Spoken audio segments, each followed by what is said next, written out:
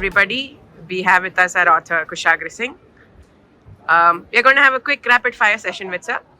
So, before we begin, can you just give us a quick introduction about yourself? Well, I'm a writer. Let me embrace this identity. Perfectly rapid. Reading or writing? Reading. What is spirituality to you? Connection with God, a personal one-to-one connection. When did you start your journey of spirituality? I was 16 when I read the Bhagavad Gita as it is. What are your three major reflections from whatever knowledge you've collected? Be grateful, don't be entitled to anything, and try and serve people, have the best intentions. You call yourself an ordinary human. What will make you an extraordinary human? I think I'll get to know that after I die. I get moksha, I think maybe then I'll be extraordinary. Otherwise, I think I'll forever remain ordinary. And I'm happy remaining ordinary, actually. Are pandas your favorite animal? No. Which is your favorite animal? Cow. Nice. A Krishna fan. Which genre of books do you prefer reading? I love self-help books. I think maybe that is why I ventured into this. Philosophy and self-help. Any favorite authors? Somehow strangely, even though I've said self-help, the first author that comes to my mind is Matt Haig. He writes fiction, but I love his books. Matt Haig. Why do you like this author? I connect so much. He's a human who's actually gone through a lot of issues in his own life, mental health challenges, etc. And how he translates them into beautiful fiction. Because I think fiction is not something that I may dare to delve into someday, but the way he presents those stories, I really connect. I love it. His wit, his humor against the British guys, so they actually have good humor. But otherwise, also it's very easy to read, and a lot of you just don't go through the story, but you grow through the story. I love that. Very nice. There are a lot of self-help books in the market. What makes your book different? Because I'm ordinary, I'll be speaking to people in their language. I'll not be speaking from a vantage point. Wonderful. It will be like they're listening to a friend. Is there any message that you want to pass on to the readers of your book? Thank you for purchasing it. Thank you if you're giving your time. I think the most valuable thing that you can give to anybody is your time. If you're giving your time, and even if one line, one page, one chapter can strike a chord with you, I'd feel very grateful and very happy. What was your first reaction when you saw your printed copies? I was just grateful. I thought I thanked Krishna. I thanked her because I know my journey from where I have come, from where I am. This is all miraculous. What is your favorite reaction of someone who's read the book? Oh yes, a lady, I don't know, she wrote me, she actually made the effort to write a mail to me. Because I've just mentioned my mail ID in the book, I've not given off my social handles, etc.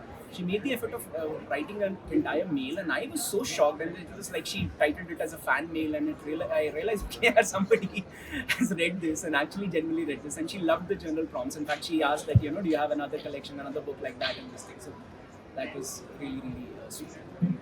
Write while you're traveling or write while you're at peace at home? No, at peace. I've tried. I've tried to write. I carry my stuff and I'm traveling. It just doesn't happen. I need a space, a particular space actually also. What is your space? I usually go to a cafe. I go to a cafe early morning. I love to sip tea. There's a particular cafe. The staff knows me. They're very nice, sweet people, and it remains relatively quiet in the morning, and that's my time. Peaceful, happy. I put on some focus music and. Yeah, that's all. Any other books in the pipeline? Yes. Can you give us maybe a small idea about it? It's connected to Ramayana. Wonderful. So how are you feeling now? I am feeling very happy. What I have realized that what this book has done, for which I'm forever grateful to Indie Press now, and this particular book also, is that this is giving me the confidence to express myself more and write more. I realized, like you said, I could have said a number of things what I am because I've delved into so many things in my life. But now this has helped me embrace myself, the identity of being a writer, and I realized that is extremely important. If you cannot embrace something, then you cannot start acting upon it. What are the best words of wisdom that you have received? Best words of wisdom that I have received. I think wisdom se bhi zyada, the best thing that anybody has given me is kindness. And I think there can be no bigger thing that a person can give to another person, any human being, is kindness. Hello. Ankur Wariku is at the Penguin Random House stall, hall number 5, signing his new book, Make Epic Money.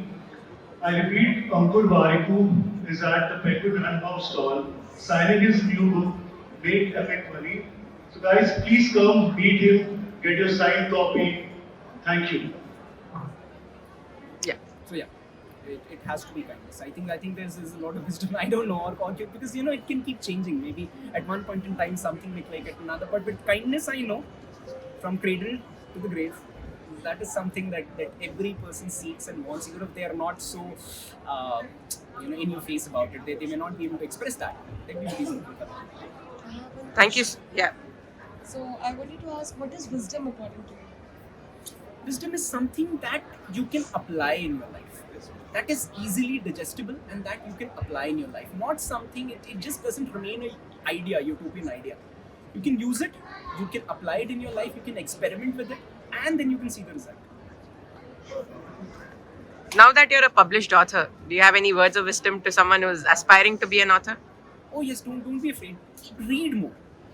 This is what I learned, I think, fortunately, at a young age when I started reading. And also, again, I would like to pass on add on the words of a very, very accomplished writer, although I don't like his genre, but I read his book called On Writing by Stephen King.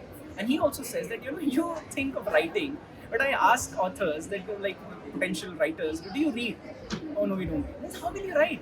If I were not in love with books, and I still am, I haven't read my book. But I have my like this has been, fortunately I try and read at least 50 plus books every year. That's my target. It always remains so, and I'm in love with books, and I'm looking forward. I carry a Kindle with me everywhere where I go. I have a physical, maybe a hard copy or something.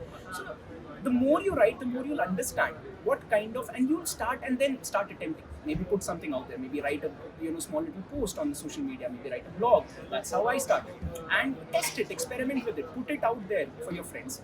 Seek feedback. If people like Adam Grant, people like James Clear, and all these really, really accomplished people, they can still seek feedback. They're so accomplished. Give me feedback. Where do you think I can improve? If you do that and you try and implement it, then of course there's no stopping you. At least you'll be able to publish. There are very good publishing houses like Indie Press who very kindly give a chance to new authors like myself. So maybe they can give a chance to you as well. Thank you so much, sir. Thank you. It was great interacting with you, and congratulations on publishing your book. Thank you. Looking forward to many more coming from your end. Thank you. Thank you.